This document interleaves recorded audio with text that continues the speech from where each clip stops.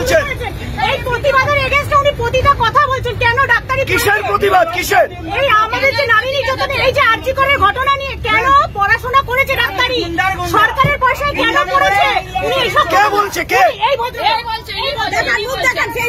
এই দেখুন, এই ভদ্রলোকের মুখ দেখুন, এই দেখুন, এই দেখুন, দেখুন, দেখুন, তিনি আরজি করের ঘটনার এই দেখুন, এই দেখুন, এই দেখুন,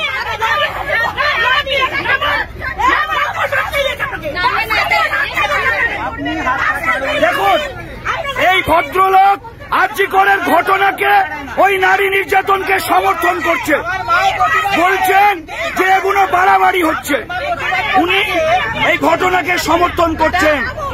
যে মহিলারা, আমাদের যে ডাক্তাররা করোনা পরিস্থিতিতে প্রাণ বাজি রেখে আমাদের বাঁচিয়েছেন, সেই ডাক্তার আরজি করে ধর্ষিতা ধর্মতলা থেকে যে মহিলারা বাসে রয়েছেন তাদেরকে উত্তক্ত করতে এসছেন।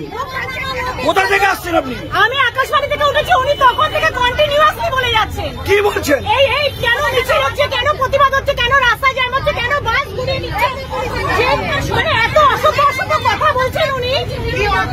দেখুন, উনি বলছেন ওনার সুবিধা অসুবিধে, ওনার সুবিধা অসুবিধে।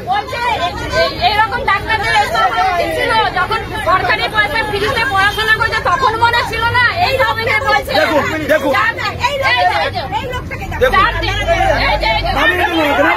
দেখুন, পুলিশ আসছে, নাবান ওনাকে, নাবান, একদম বাজে লোক। দেখুন, পুলিশ এসে নামিয়ে দিচ্ছি না। রাখুন, যে পাড়ার ইনি সেই পাড়ার লোকেরা চিনবেন, এই ভিডিওটাকে ভাইরাল করবেন। এটা 71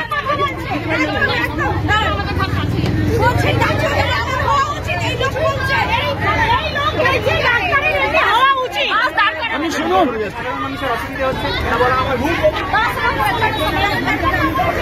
এই কন্ট্রাক্টর দাদাকে যাতা বলেছে, এই কন্ট্রাক্টর দাদাকেও যাতা বলেছে আমাদের সামনে।